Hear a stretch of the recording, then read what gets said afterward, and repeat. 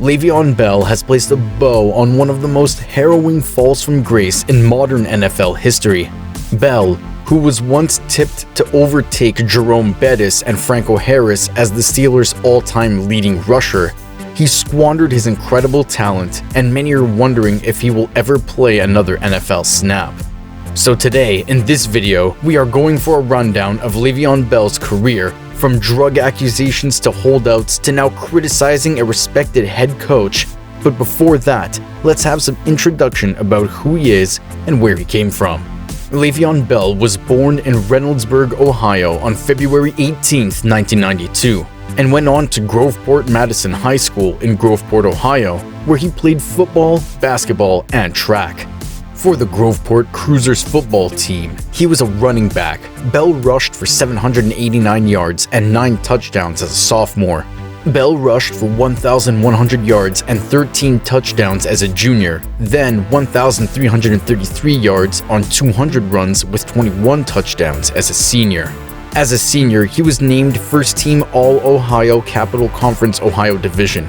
Bell was named to the Second Team All-OCC Ohio Division as a junior in basketball. While in Groveport, he also competed in track and field, where he raced the 100 and 200 meter dashes and was a top high jumper in the state, personal best of 6 feet and 8 inches or 2.03 meters. Bell, a 2-star recruit according to ESPN.com, was ranked as the nation's number 211 running back in 2010. After that, he began his professional career. Bell was anticipated to be a 2nd or 3rd round pick out of Michigan State by the majority of observers. NFLDraftScout.com ranked him as the 5th best running back, and NFL expert Bucky Brooks listed him as the greatest overall running back. He was invited to the NFL Combine and took part in all of the workouts and positional exercises. Bell was happy with his combined results and merely did positional exercises at Michigan State's Pro Day.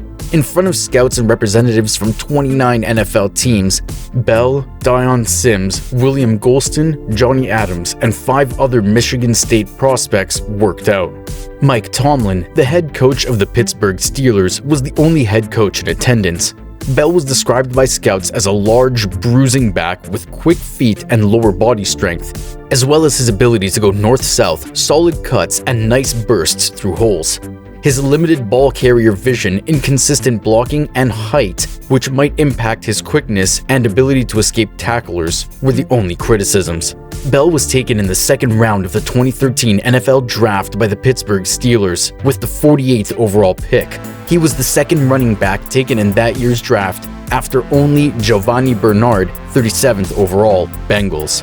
Bell signed a 4-year, $4.12 million rookie contract with the Pittsburgh Steelers on June 3, 2013, which included $2.27 million in guaranteed money and $1.37 million signing bonuses. Bell went into training camp as a competitor with veteran Isaac Redman for the starting running back position with the Steelers.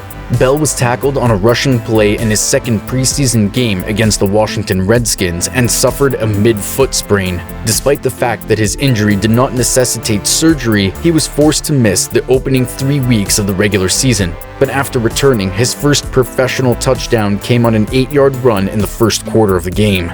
Now let's start the journey to his downfall. Leveon Bell's first unpleasant experience came when he and teammate LeGarrette Blount were arrested for driving under the influence and possession of marijuana.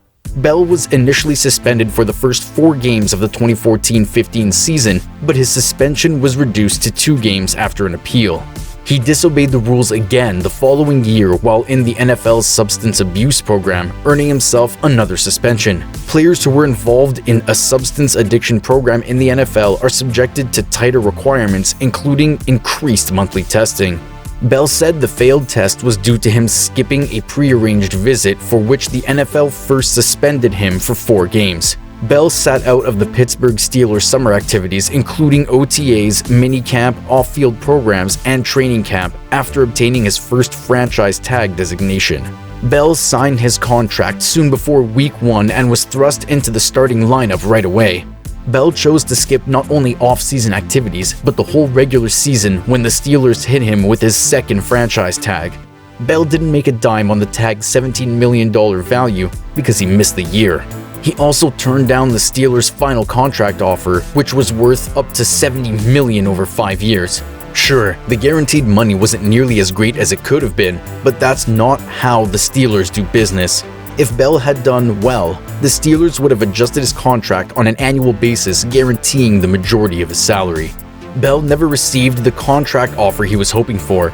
Instead, he accepted what was most certainly the best offer on the table without considering the fit. Behind the Steelers' sturdy offensive line, Bell's methodical running style was devastating.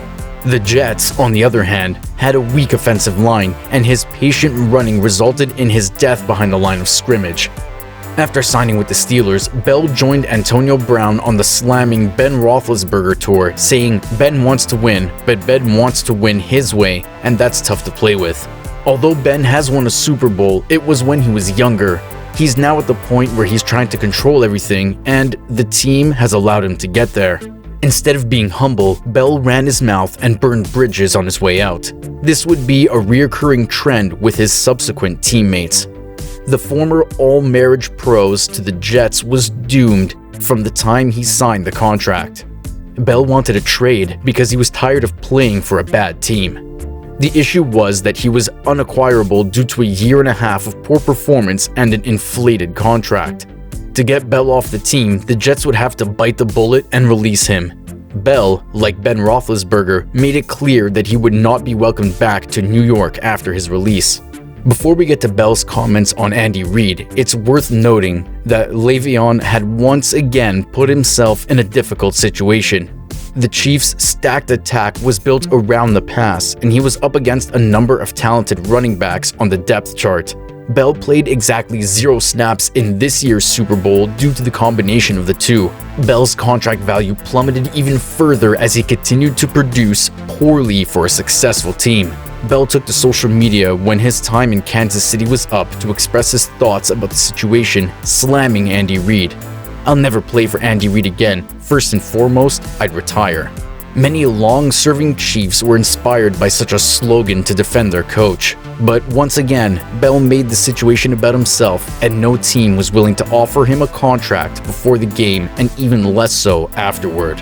A wise guy once remarked that if you meet a rude person in the morning but don't encounter another nasty person for the rest of the day, you've had a poor day. However, if you spend your entire day interacting with impolite individuals, you are a rude person. Given Bell's history of complaining about every team he's ever played for, it's about time we started blaming him for damaging his own career. He has no one but himself to blame, and he should be the poster boy for what not to do in the NFL. Now that's the end of our video. We hope you liked the content. If yes, then let us know in the comment box. What do you think became the reason for the fall of such a once-to-be great player, Le'Veon Bell?